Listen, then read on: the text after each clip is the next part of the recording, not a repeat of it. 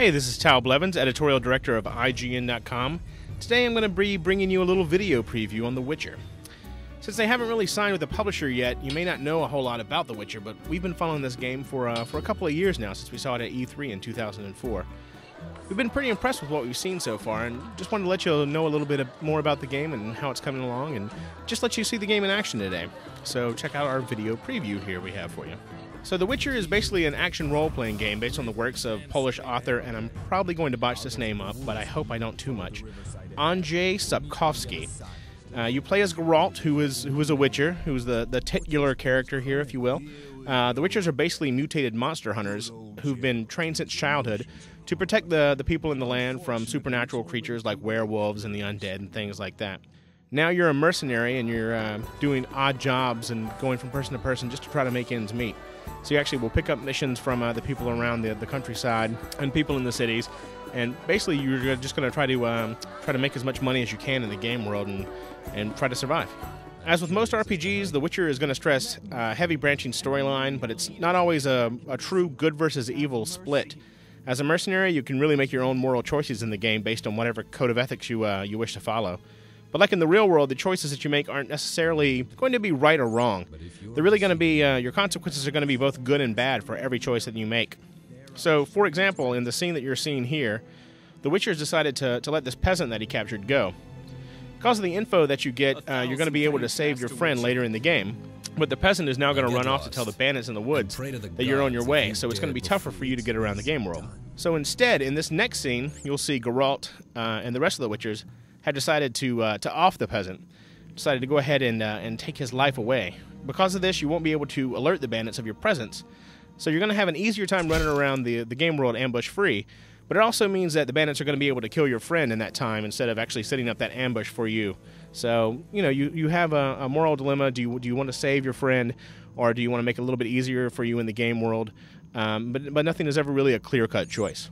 So even though these screens won't be in the final game, for demonstration purposes, what you're seeing here is exactly the consequences of your actions.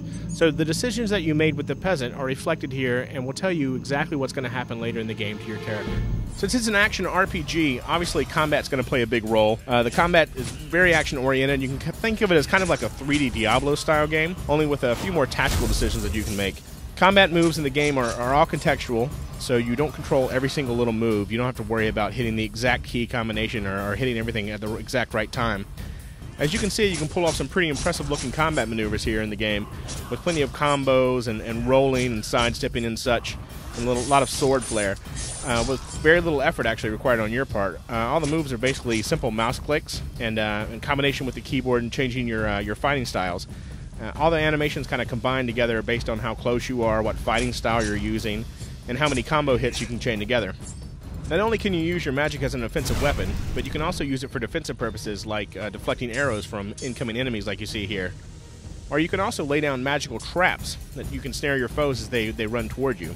Slowing them down are obviously going to give you a big advantage on the battlefield, as you can take a few hacks and a few swings of them before they can do anything to counteract your magic. Visually, the game is looking really good at this point, as you can see. The lighting is particularly impressive in The Witcher.